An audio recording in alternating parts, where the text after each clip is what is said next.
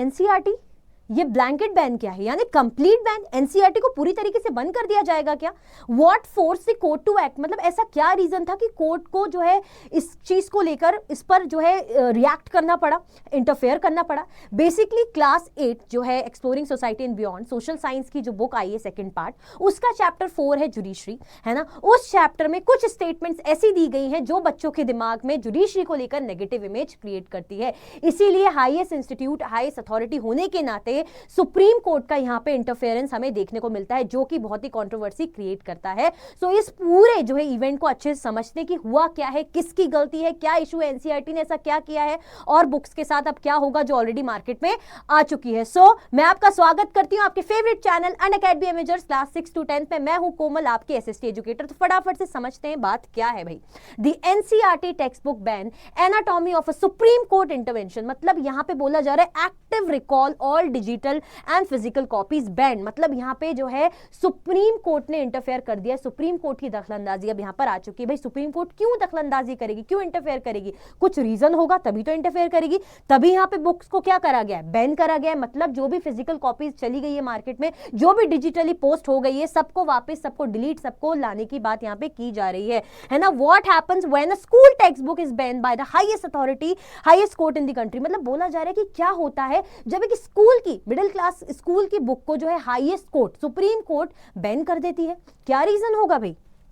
देखिए, exhibit the material in question, मतलब अब बात क्या है, यहाँ पे एनसीईआरटी की बुक है, national council of education research and training, grade 8 का पार्ट 2 है ना। टाइटल क्या है बुक का? Exploring society India and beyond.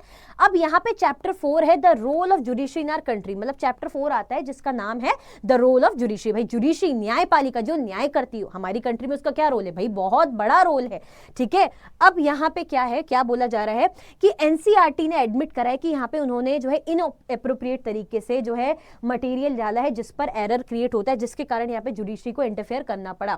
अब यहाँ पे क्या है, the chapter contain offending content regarding corruption in the judiciary. बोला जा रहा है कि जो चैप्टर है, इस चैप्टर में जो कंटेंट है वो कैसा है, वो ऑफेंडिंग है, वो क्या कर रहा है, वो कंट्रोवर्सी क्रिएट कर रहा है। भाई क्या स्टेटमेंट है जिसके चलते सुप्रीम कोर्ट को यहाँ पे आना पड़ा? They have fired a shot and the judiciary is bleeding, observation by the supreme court. Supreme court का यहाँ पे ऑब्जर्वेशन है कि स्टेटमेंट दी है कि ये स्टेटमेंट है, मतलब यहाँ पे बेसिकली जुडिशरी को करप्ट बताया जा रहा है ना। लेट फैसले होते हैं, डिले डिसीजंस होते हैं, ठीक है, करप्ट बताया जा रहा है, जिसके चलते जुडिशरी क्या है, ब्लीड कर रही है। मतलब यहाँ पे क्या है, एक तरीके से हम बोलते हैं ना, करप्ट है, बुरी है।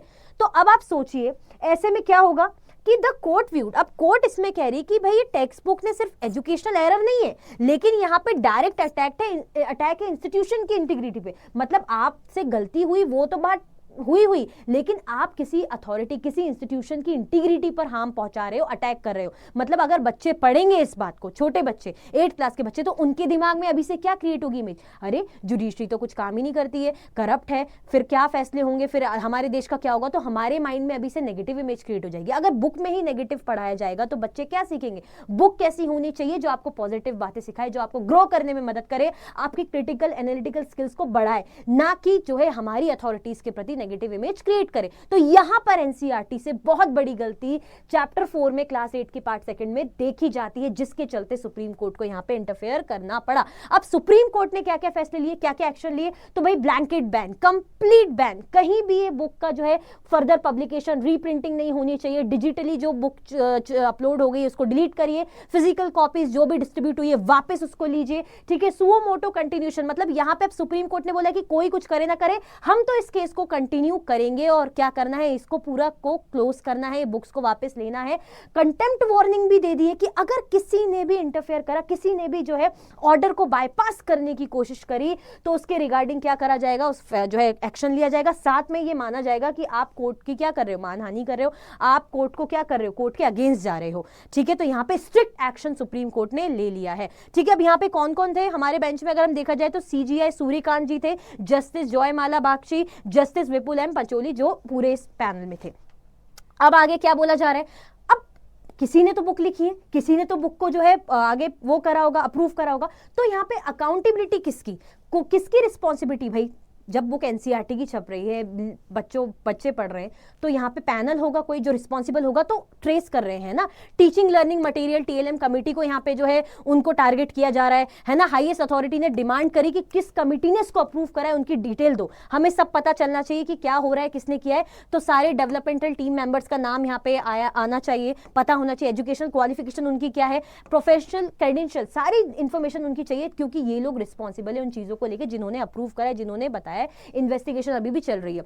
अब स्टेटमेंट यहाँ पे क्या है, जो हमारे डायरेक्टर हैं, मेंबर्स हैं एनसीईआरटी के, उन्होंने जो है अनकंडीशनल अपॉलॉजी मांगी, उन्होंने मांगी है, माफी मांगी इस चीज को लेके, ठीक है। लेकिन उन्होंने ये भी बोला है कि भाई जो चैप्टर 4 है, इसमें जो स्टेटमेंट है चैप्टर 4 में जो दिया गया है, बताया गया है, इसको हटाने की कोशिश की, मतलब इसको हटा दिया जाएगा। लेकिन यहाँ पे कोर्ट का क्या एक्शन है, एनसीईआरटी एडमिनिस्ट्रेशन पे एक्शन लिया गया। उन्होंने बोला नहीं, कंप्लीटली ही हमें विड्रॉ करनी, पूरी बुक कंप्लीटली वापस ली जाए। यहाँ पे पूरा ही इंटायर जो ग्रेड 8 का पार्ट सेकंड है वो अवेलेबल मार्केट में होना ही नहीं चाहिए, फिजिकली और डिजिटली। तो अब आप समझ सकते हैं कि सुप्रीम कोर्ट ने यहाँ पे अग्रेसिव एक्शन लिया है। तो यहाँ पे बोला जा रहा है फिजिकल जो बुक्स बढ़ गई हैं उनको वापस लाया जाए। कहां पे वापस लाया जाए, DESS head department of education social science, ठीक है, या पब्लिकेशन डिवीजन में आप वापस कर दीजिए जो न्यू दिल्ली में है, या आप जो भी सोशल मीडिया प्लेटफॉर्म्स में, एजुकेशन पोर्टल्स में, डिजिटल शेयरिंग स्पेसेस में चली गई, वहां से डिलीट हो जाना चाहिए पूरा यहाँ पे मटेरियल, ठीक है। सो बेसिकली यहाँ पे बोला जा रहा है कि एक सिंगल चैप्टर मिडिल स्कूल का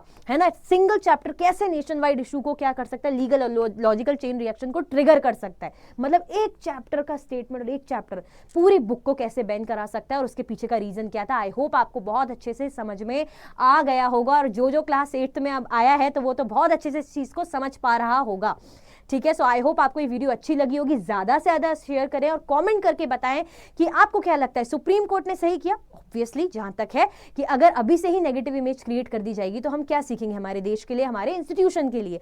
सो मेरे हिसाब से तो बहुत सही फैसला लिया, ठीक है। सो मुझे कमेंट करके जरूर बताइए, ज्यादा से ज्यादा शेयर कीजिए, लाइक कीजिए। Thank you so much for watching.